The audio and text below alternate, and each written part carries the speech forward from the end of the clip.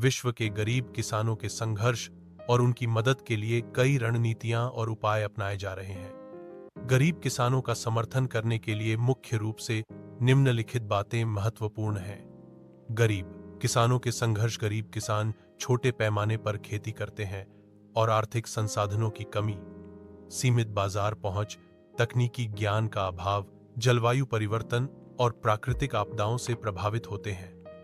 वे अक्सर $2 प्रतिदिन से भी कम आय पर जीवन यापन करते हैं, जो उनके जीवन को कठिन बना देता है। संघर्ष से उबरने के उपाय। पुनर्योजी कृषि को बढ़ावा देना, पर्यावरण के अनुकूल कृषि प्रणालियां जैसे फसल चक्र और जैव विविधता बढ़ाना किसानों की पैदावार और आय दोनों को बढ़ा सकता है।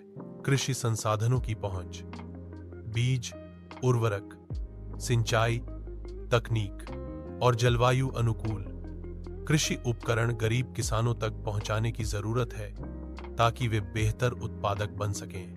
व्यापार और बाजार पहुंच, किसानों को स्थानीय और वैश्विक बाजारों से जोड़ने के लिए संगठनात्मक सहयोग और कनेक्शन आवश्यक है, जिससे उनकी उपज का उचित मूल्य मिल सके।